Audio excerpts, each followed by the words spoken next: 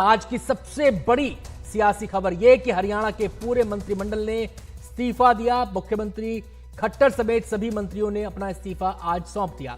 अब नई सरकार के गठन की कवायद की दिशा में कदम आगे बढ़ चुके हैं और जो जानकारी निकलकर सामने आ रही है उसके मुताबिक हरियाणा में दोपहर 4 बजे शपथ ग्रहण होगा। और इस बीच एक अहम बात, जो खट्टर सरकार में पूर्व मंत्री हैं कंवरपाल गुर्जर, उन्होंने कहा है कि मनोहर लाल खट्टर ही मुख्यमंत्री बने रहेंगे।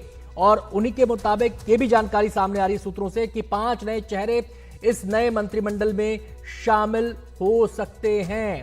तो ये तमाम पहलू इन सबको लेकर तमाम तरह के कयास यहां पर लग रहे हैं। हम सीधे रुख करेंगे अपने संवाददाताओं का जो हमारे साथ इस समय जुड़ चुके हैं। हमारे साथ मोहम्मद गजाली इस समय जुड़ गए हैं। इसके अलावा हम बातचीत करेंगे अखिलेश शर्मा से भी, लेकिन सबसे पहले रुख करेंगे मोहम्मद गजाली का। गजाली, विधायक दल की बैठक हो रही थी, क्या अभी भी वो बैठक जारी है? उस बैठक से क्या जानकारी निकलकर सामने आ रही है? पहली बात, कंवरपाल गुर्जर कह रहे हैं कि खट्टर ही सीएम होंगे, ये वाकई ऐसा है या कोई नया चेहरा भी हो सकता है? कंवरपाल गुर्जर के तो मतलब कह सकते हैं कि एबव द पे ग्रेड वाली बात है कि वो कहें कि कौन हो सकता है। ये तो दिल्ली से डिसाइड होगा कि कौन मुख्यमंत्री हो सकता है। हरियाणा में किसी विधायक की आप कह सकते हैं कि उनके अथॉरिटी में नहीं है कि वो मुख्यमंत्री बता सके कि कौन है। और बीजेपी शासित किसी राज्य में किसी भी एमएलए की है या किसी कैबिनेट मिनिस्टर के पे ग्रेड से ऊपर की बात है कि वो बताए कि राज्य में मुख्यमंत्री कौन हो सकता है। ये तो ऊपर से जो नाम आएगा उसी को चयन किया जाएगा। मनोहर लाल खट्टर के नाम के ऊपर सहमति बन सकती है क्योंकि वो पहले भी अभी पिछले कई महीनों से सालों से मुख्यमंत्री रहे हैं। उनका ये दूसरा टेन्योर था और कहीं ना कहीं एंटी इनकम्बेंसी के उस दाग को कम करने के लिए, उस इम्पैक्ट को कम करने के लिए भाजपा के केंद्र जो लीडरशिप है उनके तरफ से ये कह सकते हैं कि एक मूव था कि आप अलायंस तोड़ें, इंडिपेंडेंट्स के साथ आएं, नए कैबिनेट में चेहरे लेकर आएं। लेकिन मुख्यमंत्री कौन होगा उसको लेकर अभी भी असमंजस बना हुआ है। मनोहर लाल खट्टर रेस में मोहम्मद गजाली, ये भी खबर आ रही है, ये भी खबर, ऐसी भी खबरें, ऐसी भी चर्चा, ऐसी भी अटकलें हैं कि जेजेपी में टूट हो सकती है। वो स्वाभाविक सी बात है क्योंकि पार्टी के कोई भी पार्टी होती है और हर क्षेत्रीय पार्टी के साथ ये हो ही रहा है कि वो सत्ता की तरफ ही जाएंगे। जब इंडिपेंडेंट एमएलए सरकार के साथ हैं तो जाहिर सी बात है कि वैसी पार्टी जिसके पूरे राज्य में सिर्फ 10 एमएलए हैं तो वो भी चाहेंगे कि चाहे जितना भी समय अभी बचा हुआ है, हालांकि लोकसभा का चुनाव जो है अप्रैल और मई में होगा, लेकिन विधानसभा के चुनाव नवंबर में होने हैं। अक्टूबर नवंबर का समय होता है हरियाणा के विधानसभा चुनाव का। तो जब तक चुनाव ना होते हैं उतने दिन तक भी सत्ता में या सत्ता के साथ रहने का सुख सभी लोग भोगना चाहते हैं। तो पार्टी में भी दो फाड़ हो सकती है।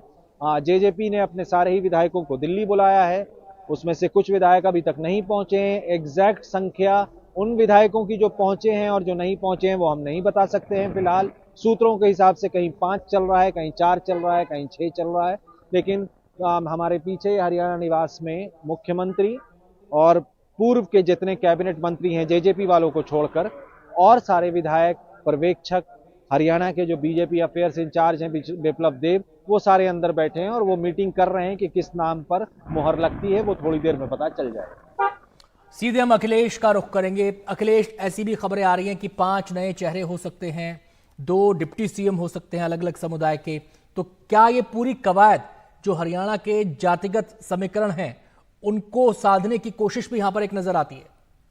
यही कारण है जिसके चलते ये पूरा फेरबदल हो रहा है। दरअसल बीजेपी ये संदेश नहीं देना चाहती थी कि वो दुष्यंत चौटाला से पल्ला झाड़ रही है। उन्हें बर्खास्त वो नहीं करना चाहते थे या उनका इस्तीफा वो लेना नहीं चाहते थे, इसलिए फैसला किया गया कि जो सारा मंत्रिमंडल है वही इस्तीफा दे दे ताकि नए सिरे से मंत्रिमंडल का गठन हो और इस तरह से दुष्यंत चौटाला से जो रिश्ता है वो तोड़ लिया जाए। बीजेपी ने इसके पीछे बिल्कुल जाति समीकरण जिसका आप जिक्र कर रहे हैं उसी को ध्यान में रखकर ये फैसला किया है। बीजेपी का ये स्पष्ट तौर पर मानना है कि वहाँ पर चूंकि 80-20 की बात होती है, 80 यहाँ गैर जाट और 20 जो है जाट, तो इसलिए बीजेपी ने यह तय कर लिया है कि वो गैर जाट की राजनीति हरियाणा में करेगी। और इसीलिए उन्हें यह भी समझ में आता है कि दुष्यंत चौटाला जो कि एक बड़ा कद्दावर जाट चेहरा है हरियाणा की राजनीति का, अगर वो अलग चुनाव लड़ते हैं तो वो जो है जाट वोटों का बंटवारा कर सकते हैं क्योंकि वहाँ पर दूसरी तरफ भूपेंद्र हुड्डा है जो कि वो भी जाटों के ताकतवर नेता माने जाते। तो इसलिए जाटों के वोटों का बंटवारा हो और बीजेपी को गैर जाट वोट मिले, ये सीधा सीधा समीकरण दिखाई दिखाई दे रहा है। इसके साथ ही ये भी सूत्र हमें जानकारी दे रहे हैं कि एक बार फिर से मनोहर लाल खट्टर ही हरियाणा के मुख्यमंत्री बनेंगे और शाम को उनका शपथ ग्रहण समारोह भी होने जा रहा है।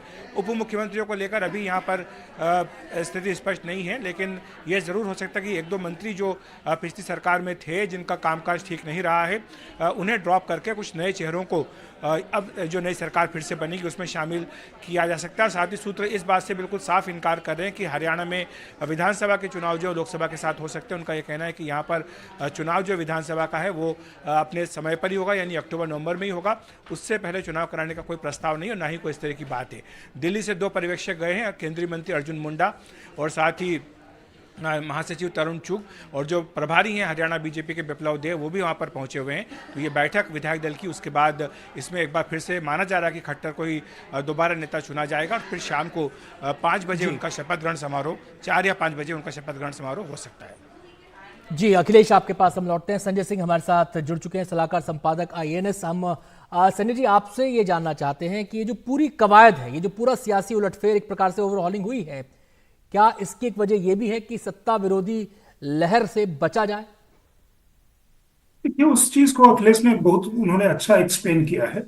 देखिए, बीजेपी कई तरह के स्ट्रैटेजिक डिसीजंस लेती है और बहुत तरह से उस पर मंथन करती है। ये अभी जो हो रहा है इस तरह का अगर आप देखेंगे तो बीजेपी अलग अलग तरह का एक्सपेरिमेंट की है। जैसे गुजरात में आमूलचूल परिवर्तन का था, उत्तराखंड में एक बिल्कुल तीसरी 3 मुख्यमंत्री बदल के एक नए चेहरे को लेकर के आए, एक फर्स्ट टाइमर को। बाकी स्टेट्स में आपने देखा है।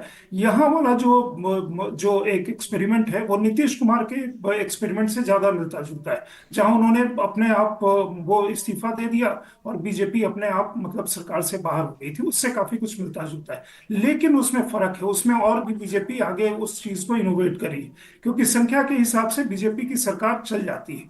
हम जानते हैं 6 महीने में वहां इलेक्शन का अनाउंसमेंट हो जाएगा, मतलब स्टेट असेंबली इलेक्शन का, और पार्लियामेंट का तो अब मतलब किसी भी दिन, कल के बाद किसी भी दिन पार्लियामेंट इलेक्शन का अनाउंसमेंट हो जाएगा। तो वो जो कह रहे हैं बीजेपी, वहां पे खट्टर की उनकी साफ सुथरी छवि है। दूसरी चीज ये है कि बिल्कुल सही अखिलेश शर्मा वो बता रहे थे कि हरियाणा में बीजेपी नॉन जाट जो है एक साथ चल करके आए, क्योंकि दशकों तक एक शासन ऐसा चलता रहा था जिसमें शीर्ष से लेकर के अर्श से फर्श तक जो कहते हैं उनका वर्चस्व था।